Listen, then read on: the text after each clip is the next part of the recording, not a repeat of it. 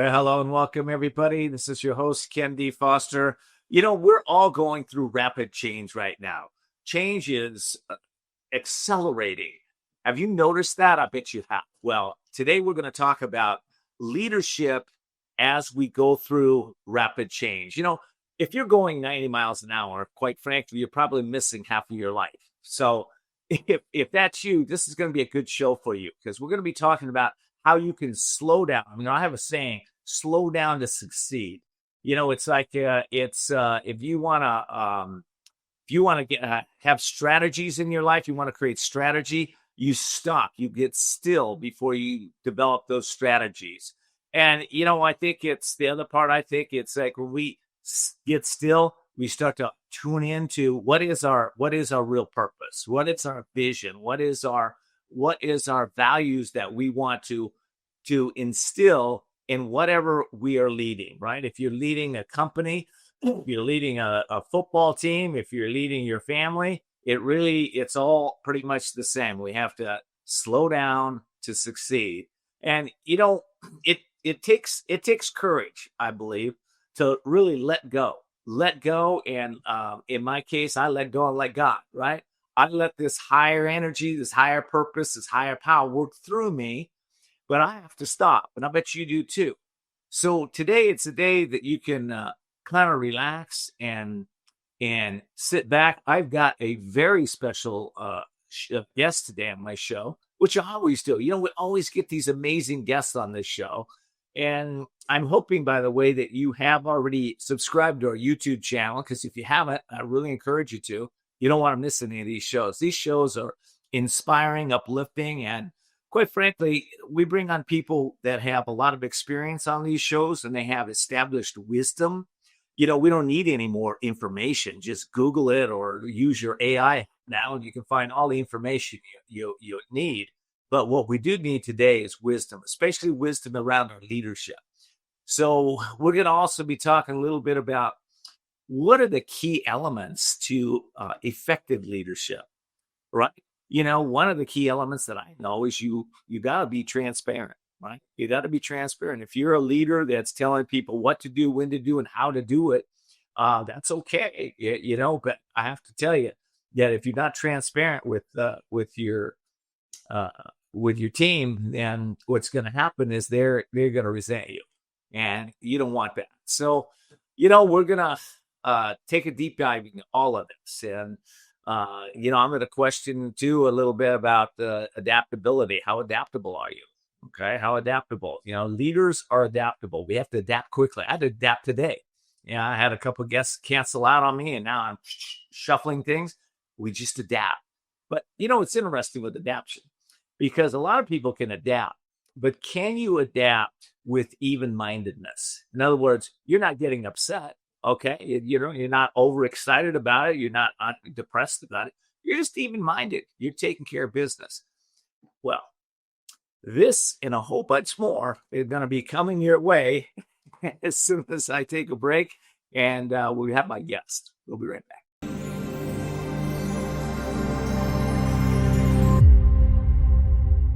Whether because of discomfort, lack of mobility, your lifestyle, or occupation, you sit inactively way too many hours a day. Introducing Ellipse, the premium quality automatic seated exerciser that strengthens legs, increases mobility, and boosts circulation without physical strain or impact. It is so quiet that none of my coworkers even know I'm using it. Strengthen and tone your legs, increase your mobility, flexibility, and balance. Plus, stimulate healthy circulation. My joints feel better, my knees feel better, my back feels better. It makes me feel stronger too. Perfect for home therapy. Whisper quiet to use while you work. My circulation is moving, I'm burning calories, and it makes me feel energetic. Call now and order Ellipse, the seated exerciser that strengthens legs, increases mobility, and boosts circulation. Call and get upgraded to the Deluxe Bundle. Get the faster motor or 5 miles of steps per hour, the step counter, the sport mat, and wireless remote. Call now.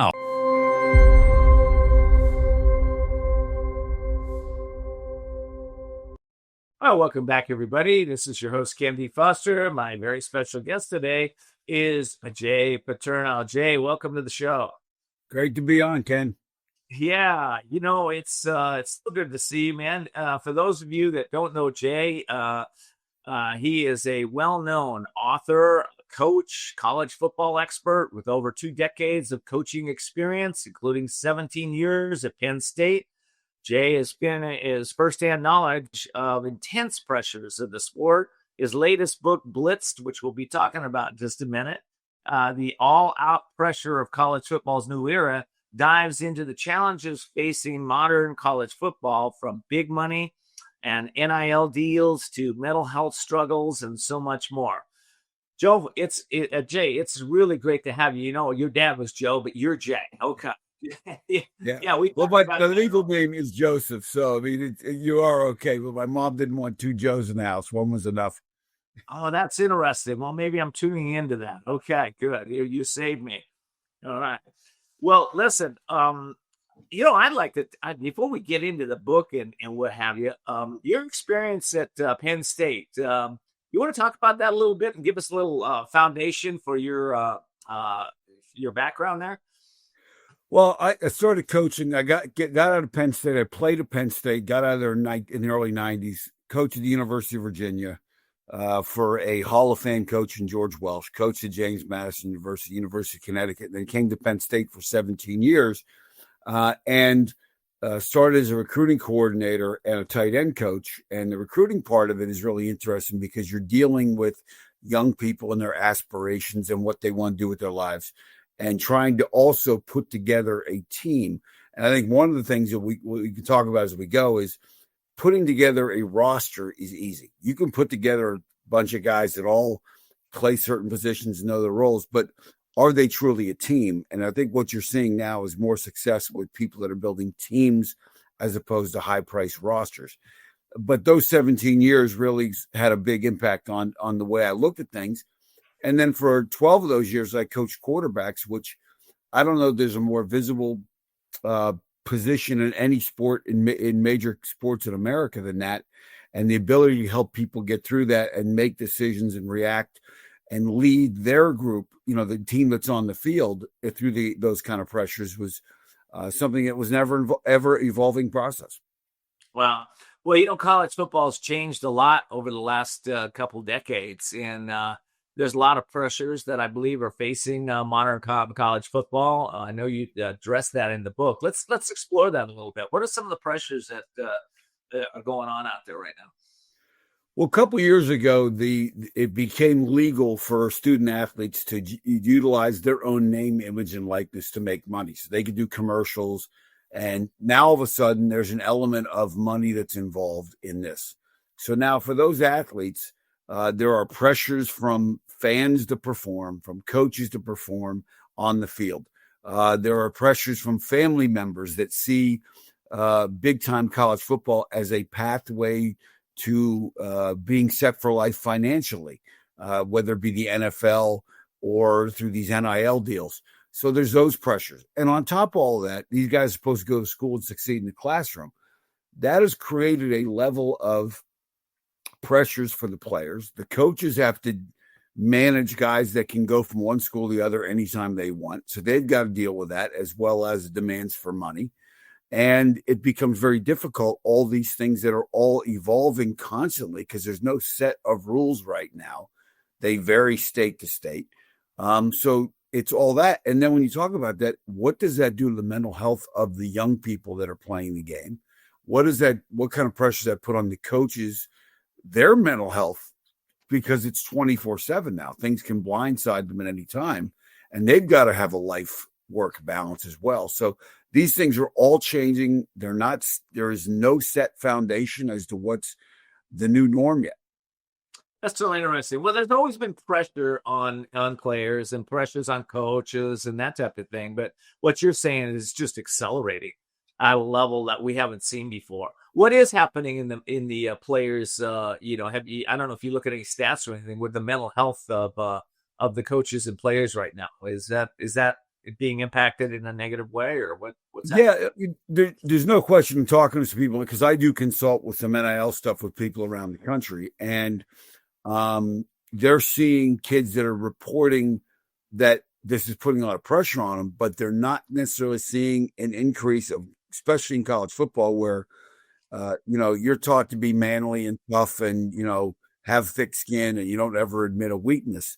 It's been very hard to get the coaches, especially, but also players, to own up to and go get help. So the data isn't really there yet.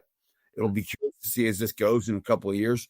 The NFL has made a really, really pronounced effort. A guy I coached at Penn State named Michael Robinson played for the Seattle Seahawks and 49ers as with the NFL Network. He's been one part of the face of that effort to try and get NFL players to deal with mental health issues. A guy named Pete Carroll, a coach at USC, was at the Seahawks, who's now with the Raiders. He was a big proponent of mental health as an indicator or a help to be successful. So you're starting to see those barriers break down and that resistance break down, but I don't know if we have numbers yet to really back. I have another show we do. It's called Heal It. We bring in doctors and naturopaths and practitioners and people that know cause and cure, as opposed to just treating symptoms. And I've got a lot of them on there that tell me that about 80%, even higher, some of them, percent of disease in the body is caused through emotional traumas, mental health issues, which is very interesting because I think in the scheme of things, it's like to be mentally healthy, I think is such a key in the college football area. And what I'm saying is that because that sets a foundation for life, right? Absolutely. It's incredibly vital. And look, when I coached, I stopped coaching about 13 years ago, but, no one talked about mental health then. Coaches had to have a feel for, you got to know your players. And one of the things we always told ourselves is, remember, they're not robots. Everybody's different. Everybody's got different motivations. Everybody's coming to you with different goals and different pressures. And our job as coaches was to really get to know what made everybody tick. So in a way, we were handling some of the mental health stuff, but none of us had degrees in it. None of us. And we did a good job for the most part, simply because of that. But now with so many things going on, it's hard for coaches to deal with that. Now, as a member of Penn State's Board of Trustees, I know that not just athletes, but across young people, all across campus, all of our students, the demand for psychological services has gone through the roof. A lot of people coming out of the COVID, the lockdowns and those things as they've gotten to college and trying to adjust with being at a major university like Penn State. So we've invested a lot of money and resources into those things, which I think is vitally important. Yeah, it's vitally important. For 3 decades, I operated as a life coach. So, I help people to balance out their lives and help them to get the help that they need. And, inevitably, those that could be honest with themselves, that were able to be vulnerable, those are the ones that would excel tremendously, and get the help that they need. And I think that is shifting in at least in the world. I think mental health is not the stigma it was 20 years ago that, people never talked about at all. Because I think in this day and age, if you're not talking about what's the results that you want to get, mental health issues, as we get a lot of times it shows up in the results of the players. It shows up in if they've got issues that they're not dealing with, they're less effective. Their performances, it will go down, and they of course they suffer, and the team suffers. So I think it's a topic that I'm glad it's being addressed. That's great. Yeah, going back 20 years ago, we had a guy that was a starting quarterback, and he got beat out. And about 8 or 9 weeks into the season, the starting quarterback gets hurt. And the kid that had been the starter had some good games. Well, he comes in and just has a horrible, horrible game.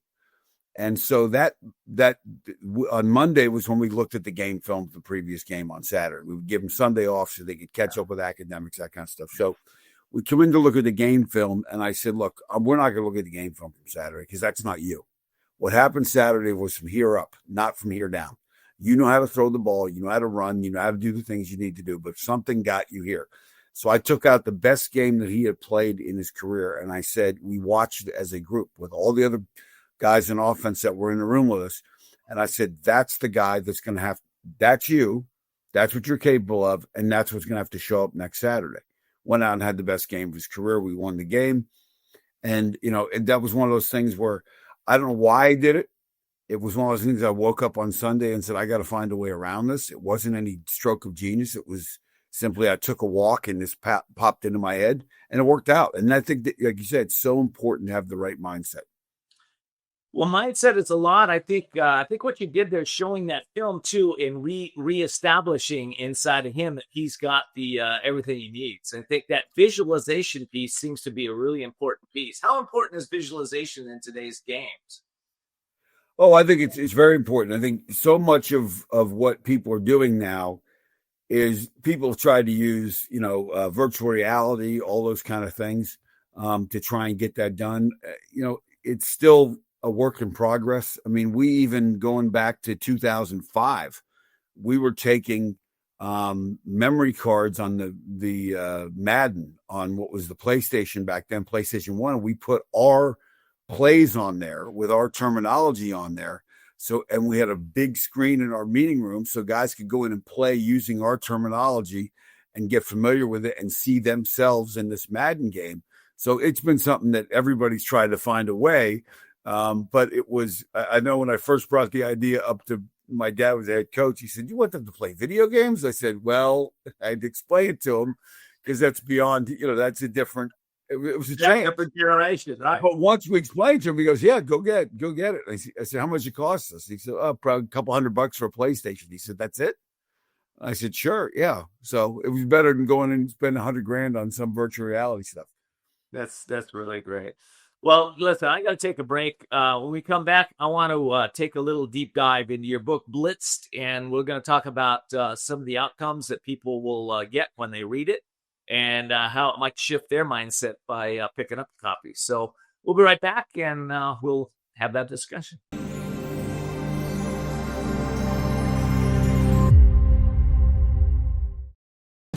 Imagine this is your money, and someone wants to take it from you. Who is it? The IRS. Guess what? They want your money and they can take it, all of it if they want. Remember, they sent you that letter right over here that said, hey, you owe us a bunch of cash and we're going to take it from you right now. So what do? You fight back by letting our team of experts work it out with the IRS so you can keep your money. And hey, we're good at what we do. When you hire us, you get a team of guys on your side that know the IRS laws, and we'll fight really hard to save your money. So, if you owe the IRS a ton of cash and you want to keep it, call right now and learn for free how we can help you put it back in your pocket. 5 minutes of your time right now can save you thousands of dollars. And the best part, it's a free call, so please call right now.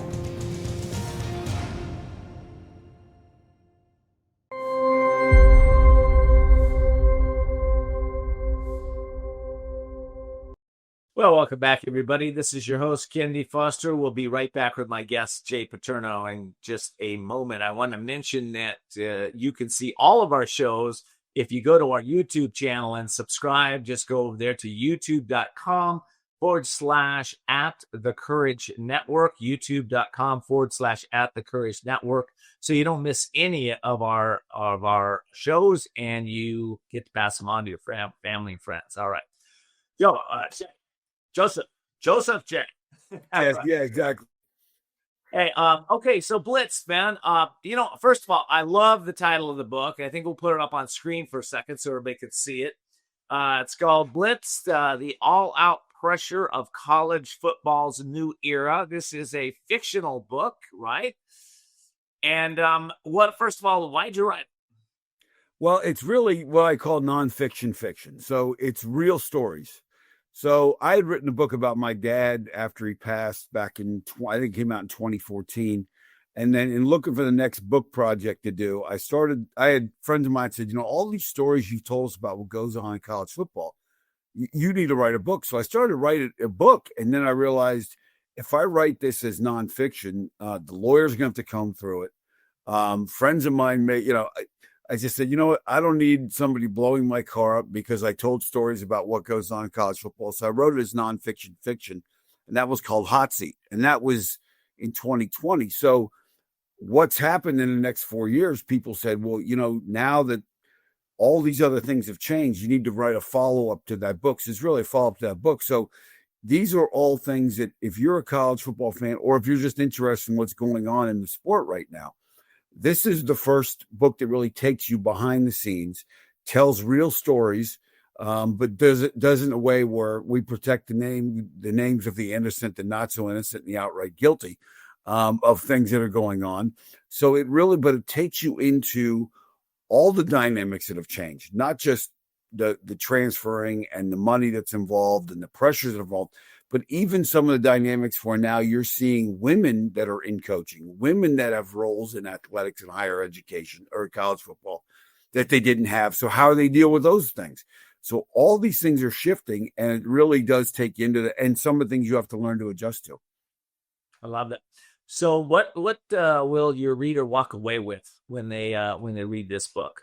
What do you hope for them to walk away with? Let's put it. I think to walk away with an idea that, you know, whether it's college coaching or whether it's anything in business leadership, there are going to be changes. If nothing is constant in this world except change, there are ways you have to deal with that change, and it comes down to having a set of core foundational values. The fictitious coach, fictional coach in this has a certain way he wants to do things, but he's being pulled to do things differently than maybe he wants. There are a lot of challenges to his core values that he's got to navigate. But at the end of the day, whether you're successful or not is going to really come down to having that set of core foundational values and then adapting methods, not values, to be successful. Well, the name, image, likeness piece, I did want to take a deeper dive into that because I think that's really impacting, like you said earlier in the show, it's starting to really, impact. What would you say the downside of this is for the game and for the fans, for the coaches today?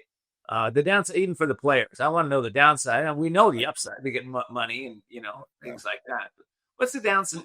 Well, the downside is the pressures that come with it because you as a 19-year-old or an 18-year-old or 20-year-old football player, 10 years ago, if you had a bad game, the kind of default for the fans was, oh, well, he's a 19-year-old kid. He's playing the game because he loves it kind of thing. Yeah. They have professionalized themselves, and as a result, the fans have become professionalized. And to make money, you have to have a presence on social media. So if you go out and throw 3 interceptions and lose the game, you still have to go out and post about whatever company you're supposed to post about. And while you're doing that, you're going to see fans that absolutely attack you, and they think they know how much money you're making. And it creates this element of the fans, because you're taking money, they feel like they own a piece of you, and they expect a higher level of performance. Interesting. I was watching TV one day, probably 15 years ago, and Madonna came on, and they were asking her, well, what does she do? What do you do with all the negative press that you get? And she said, well, I don't pay attention to it. And then right after that, Hillary Clinton came on and said the same thing when the interviewer was asking her, do we have any kind of training or anything for our college athletes that are being bombarded with this negative press now and then? Sometimes they get great press, of course, but with the negative press, how do they handle it? Because I think that can be a very traumatizing for some young people. No question. When I coach quarterbacks and social media, started and guys would have bad games and people come after them. And I would tell them the same thing, similar to what Madonna, we talk about Madonna, we talk about Hillary Rodham Clinton. If I don't read it, and as a coach, I would get it too. If I don't read it, it doesn't exist. Now, I had a brother that would call and say, do you know what they wrote about you? I'm like, well, Scott, I did not read it, so I didn't know, but apparently I know now. But you can't let those things touch your soul. At the end of the day, you have to understand the only criticism that matters is the constructive criticism you get from your coaches and those kind of people. Now, it's easy to say that. And it's easy as a 45-year-old or a 50-year-old, 55-year-old to have that attitude. But when you're 19 years old and 18 years old and you're looking for positive reinforcement, especially now that, social media is accelerating to the point where all you ever see is famous people that are always happy. They're always where they're supposed to be. They're always beautiful. It's always sunny. You never see them saying, you know what? I had to pick up my dog's crap in the backyard today, and it was raining and cold. You never see that from that. So there's this perception that life is always perfect. So, and the worst thing you can do, and we tell guys this all the time, and schools do it, is to get in the back and forth. Because once you get in the back and forth, they have more time and they have nothing to do rather than better to do than to come after you. So, the best advice I ever got and gave is you don't get in a pissing contest with a skunk, because no matter how it ends up, you both come out stinking. I love that.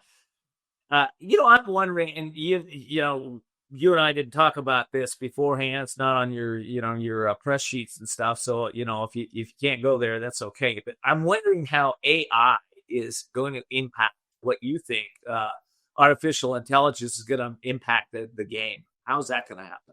What's going to happen? Well, I think it's already impacted to an extent where you're seeing a lot of analytics come into the game. You're seeing a lot of predictive behavior that comes into the game, and I think it's got a place. But at the end of the day, some things that AI can't predict, somebody gets hurt, or a course of a game, the best defender gets hurt. Well, we got to go attack that guy on offense, or the quarterback gets hurt, and one quarterback has one style, another quarterback has another style. And may not be prepared for that. So I think it's got an element of it's got some useful elements, but I also think that it can't be all that you rely on.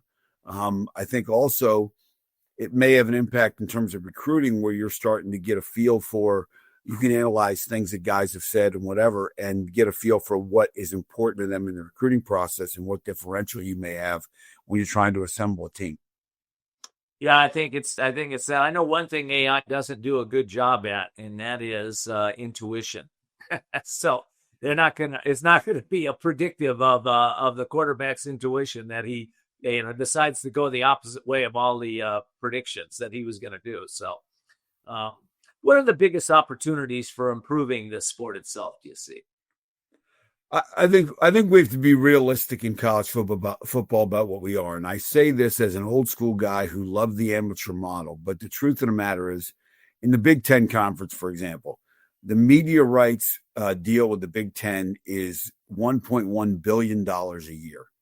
And we have to be honest about the fact that we are running sports entertainment franchises on our campuses. Again, I don't necessarily like that, but that's realistic. So to make the game as stable as we can, you're going to need employment status. You're going to need probably collective bargaining, and you're going to need a series of legal decisions as well as legislative things that will set up universities so that there is an antitrust exemption, so that they can get these things in place to settle everything down as it relates to the future of the game. Wow. There's been a history of corruption, not a lot, but in the games. How do you see, the overcoming some of the corruption that might or might not still be there? You probably know a lot more than me. But also the politics that surround the college and raising the monies and getting the right players, and where do we see this going? Well, I think corruption has always been part of the game. If you go back 100 years ago, Amos Alonzo's dad coached at the University of Chicago when they were still big-time football. He wrote a book called Touchdown, and then he talked about schools like Harvard, Yale, Princeton. They actually had guys on their football teams that were being paid that had never enrolled in the university. They weren't students. So some of this stuff is not new. And again, and through anything in history, if you go back long enough, you're going to find parallels somewhere. So that's the challenge that's going to be, is how do we make sure that corruption doesn't creep into this? And once you have a set of rules, the one thing that, as a trustee, I've explained to other members of our board of trustees, I said, as a former coach, the minute you set up a set of rules, we're looking for the loophole around it, because that's what we do. If you're coaching offense, you're looking for the hole in the defense. If you're coaching defense, you look for the weakness on their offense and you try to exploit those things. So once a rule is in place, says this is what's allowed, we're immediately looking for the loophole. And then you pass a rule to block that. We look for the next loophole. So that's what we do. So that's going to be the challenge as they go forward. And that's an age-old challenge. Yeah, it's an age-old challenge. Maybe AI will help with that a little bit. That we'll see. Listen, I got to take a quick break, but before I do, I want to mention your book again to my listening audience out there. The book is Blitzed, Blitzed, J. Paterno, Paterno. You can get it on Amazon or wherever great books are sold. So I encourage you to go out there and find that book and take a deep dive. Get to know what's going on in the sport today. All right, I'm going to take a quick break. We'll be right back.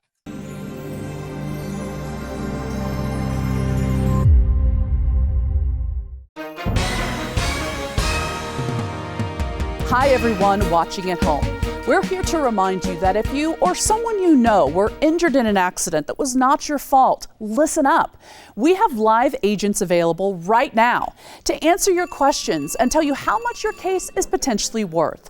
Hi, I'm Gina Bellich, here with spokesman and TV personality Tom Mustin with us in the Help Center. So, Tom, phones are really busy over there. Tell us what kind of calls you're seeing. Well, Gina, first off, thank you for having me here in the call center with you. We always enjoy talking to the viewers and getting folks the compensation that they deserve. You know, we're seeing calls about all kinds of accidents, but the most common by far has been car accidents. So if you or someone you know were injured in an accident that was not your fault, give us a call right now. You'll speak with a live person. They'll answer any questions you have and tell you if you have a case and how much your case is potentially worth. Thanks, Tom. All right, folks at home, you heard it. Take advantage of this opportunity and call now. Hi, folks. Joe Namath here. Did you know that I wear hearing aids? I love my hearing aids, and I am here to help you get a deal on the same brand I wear.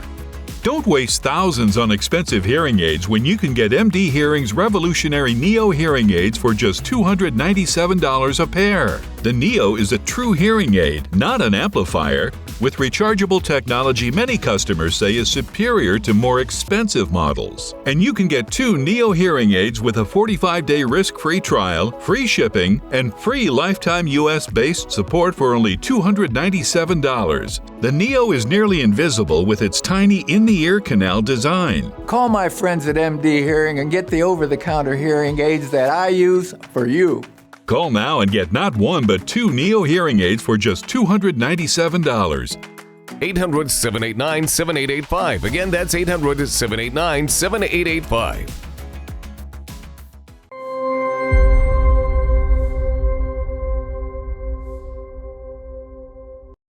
All right. Well, welcome back, everybody. You know, our little motto is see the unseeable, know the unknowable, and do the impossible.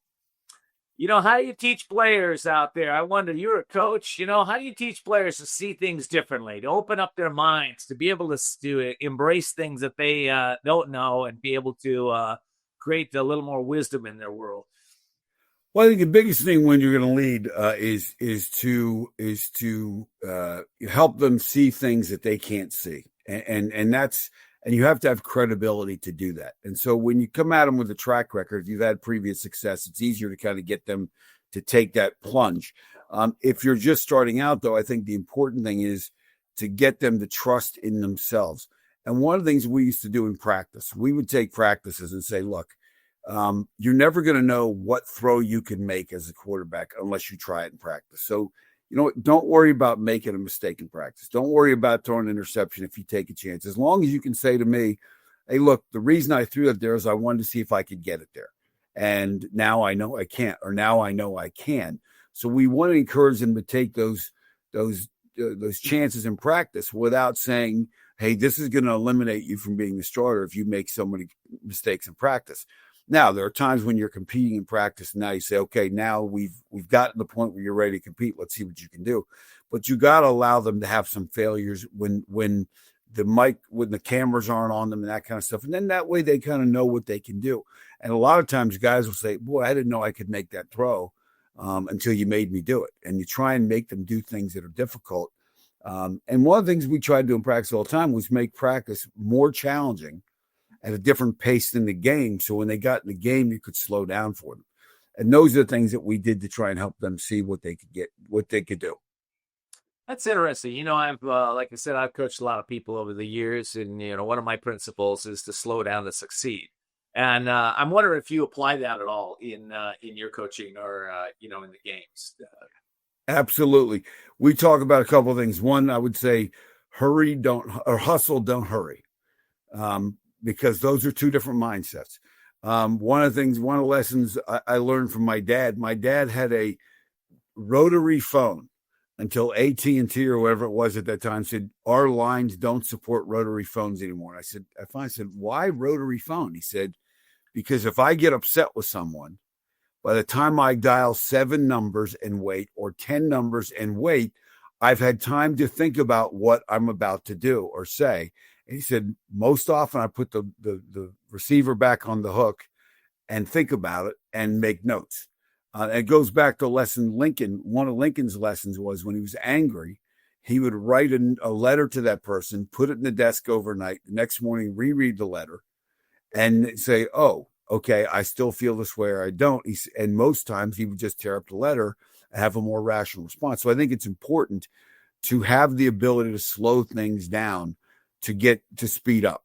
Because if you don't have that basis and you don't have that idea, it's really hard to accelerate. And when you're coaching football, the game happens so fast, you've got to be really situated mentally.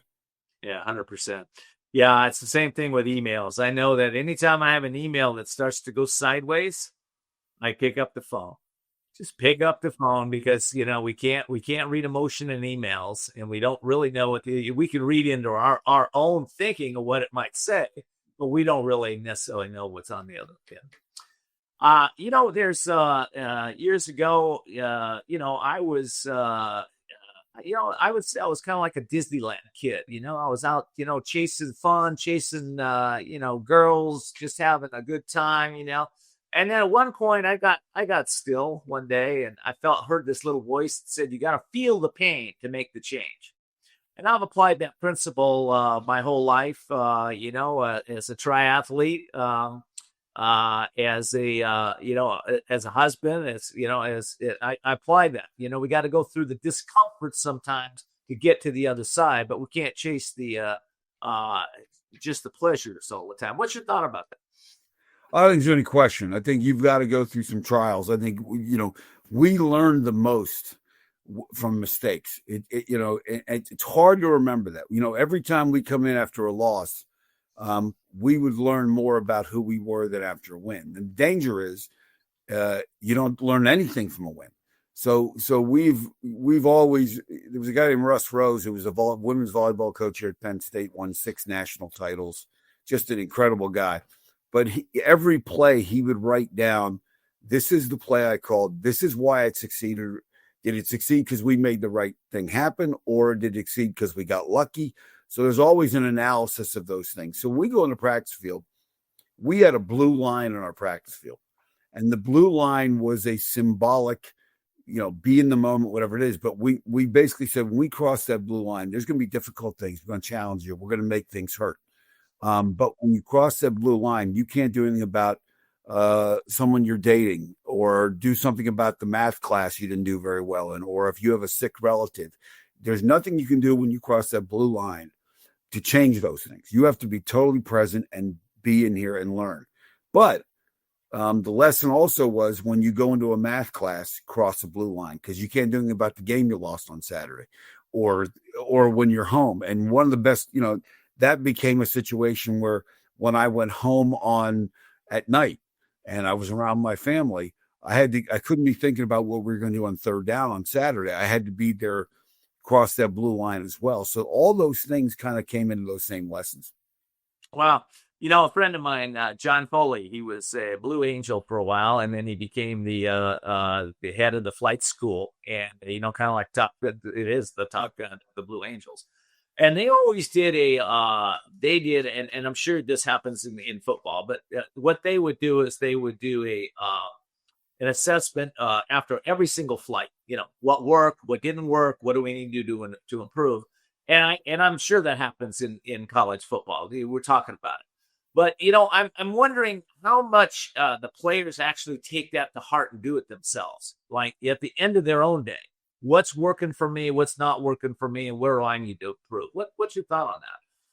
Oh, we tell in all the years coaching, I'd say, look, you've got to be honest about everything you do. And if you don't take the lessons and you're not willing to learn or look at tape on your own, because we can look at film and tape, showing my age, video now, everything's so digitized. If you're not taking the effort to go and do some things on your own, you're going to get to this point. The guys that really do the effort and do their own work get to this point. And if you're really motivated, it'll show in your play. It'll show in how you are mentally. It'll show whether you studied, and we'll know. And those are the guys who are going to play. I mean, Tom Brady, probably the greatest winner of all time in the NFL. But his work ethic was legendary, and always because he wasn't the guy at Michigan that everybody wanted to play quarterback. There were other more highly recruited guys. He always had that, I have to do more. I have to do more. And he did it. Everybody forgets Michael Jordan was cut from his 9th grade basketball team, and that drove him his entire life. And he outworked everybody. It wasn't just a talent. And that's the difference. And we would use those examples with guys all the time. And the guys that really succeeded were the ones that did those things. And the rest of the guys in the team all saw that, and they knew who the workers were and who the workers weren't. Yeah. And, it's interesting because those limiting beliefs that stop that one person from doing it, and the other person doesn't have those limiting beliefs and they just go and do it. I think that's almost a wraparound where we started with the emotional and mental and, wellness issues. Because that really stops players from succeeding in a greater way when they got emotional baggage or they got something on their mind. They haven't been able to understand how to use their mind in a proper way to accelerate and let go of some of those limiting beliefs. Oh, there's no question. And look, everybody, we all have a comfort zone. There's things we like to do. A lot of guys like to go out and throw the ball around and have fun, but they don't like to get hit. Well, that's part of football. So you're going to get hit in practice. A lot of guys like looking at film, but they don't necessarily know how to study the film and really spend the time to get to know what they're looking at. So you have to push people outside of their comfort zone. That's part of being a leader. But at the same token, you have to be willing to push yourself out of a comfort zone. Because if they see you staying in your comfort zone, they're going to feed off that. And if they see that you're asking them to make sacrifices that they wouldn't, we had team rules at Penn State, and they were just simply, we all gave something up to be part of it. Couldn't have facial hair, couldn't have beards, didn't have very long hair, a bunch of different things that we asked our guys to do. Very similar to what the New York Yankees have done for years. And the coaches had to follow the same thing. I couldn't grow a ponytail. I wouldn't want one. It wouldn't look good on me anyway. But the point being is I had to keep my hair cut a certain way. And so we all had to do certain things and be willing as coaches to make some of the same sacrifices our players did. So that became a real leadership point for us. Well, I think there's one key ingredient that if you have this, it makes all the difference in your personal life and in your business life. And now we're talking about on the field. And I think it's called discipline. And if we don't have discipline, right, then I'm not sure what we have. But what do you say to that? There's no question. It especially in a sport like football where 11 guys on the field have to really know what the other 10 guys are doing and know what they're supposed to do, when they're supposed to do it at the right time. And that's the whole thing. And whether it's football or whether it is business, you have to get the right people plugged into the right places, doing the right things and doing things that they can do, because otherwise you're not going to be successful. And that's the whole key to it. And I don't think there's any question, no matter what you get into, that's what you have to do. Well, Jay, you come from one of the most well-known families in football history. Your father's legacy influenced you, I'm sure, in different ways. How did his approach influence you? And I'd love to hear like one or two thoughts that kind of go in your mind, maybe some of his wisdom that you've lived your life from. Well, I think one of the best examples of things he said to me was, I was early on in my coaching career and I'd recruited a player that they really kind of two things. One, from a leadership standpoint, it's not what you know, it's what they know. You've got to get, I mean, I could have all the wisdom in the world, but if I have no way to explain it or get guys to do it or understand what we're trying to do, then we're not going to be successful. So you got to have different ways you teach. You got to have different ways you reach people. And you've got to have a disciplined, structured, foundational values that make you and what make your program what it is. So that's important. Now, the foundational value we had as it related to that was I didn't have kids at that time. And we were talking about a player that I had recruited that didn't necessarily had not panned out yet for us, so to speak. Ended up playing for us, and I said to him, "Oh, what disappointment!" And he said, "You know, Jay, let me explain to you one thing." He said, "You don't have kids yet." He said, "But once you do, you'll realize that your happiness is defined by your least happy child. That's only as happy as you'll be." And he said, "Every guy we have on this team comes to us from somebody who invested 18 years of their life into them." And being happy is not giving them everything they want. It's preparing them for life. It's preparing them to have the structure and the things they're going to need to be successful. So that was really kind of the foundational value of that. And I think enough, and it really came down to that, along with the lesson that we're only as fast as our slowest player. We're only as strong as our weakest player, and we're only as smart as the guy who knows the least. So all those things kind of played into having a lot of great success on the field with our teams over the years. And that's really kind of the basis of success I think you're going to find in any endeavor. I just love it. That's what I was looking for. I think you nailed it there. Thank you. For those of you that would like to know a little bit more about Jay Paterno, you can go to jvpaterno.com for my listening audience. JV, what does the V stand for, Jay? Vincent, J.V. Paterno, Paterno. And, of course, the book that I want to encourage everybody to go get, it's called Blitzed. Go get Blitzed. Hey, go get Blitzed. Why not? You get blitzed anyway. Go get Blitzed. Yeah, thank you, Jay. Man, I'm still doing the Joe thing. Anyway, Thank you, Jay. I really appreciate you being here today. Any final thoughts for the audience? No, I just really enjoyed it. And I think that the more we talk about mental health, the more we talk about leadership the right way, I think it's better for everybody, especially in the times that we're living in right now. Yeah.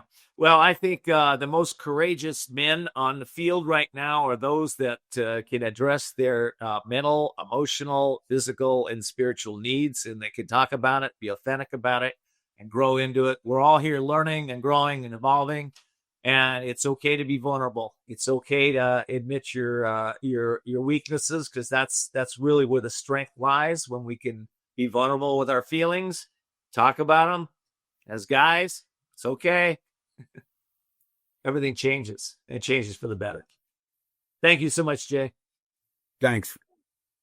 And thank all of you for joining us today. Appreciate you being here. And I encourage you to look for and seek the unseeable and start to know the unknowable. Therefore, you'll be able to do the impossible. Till next time, take care.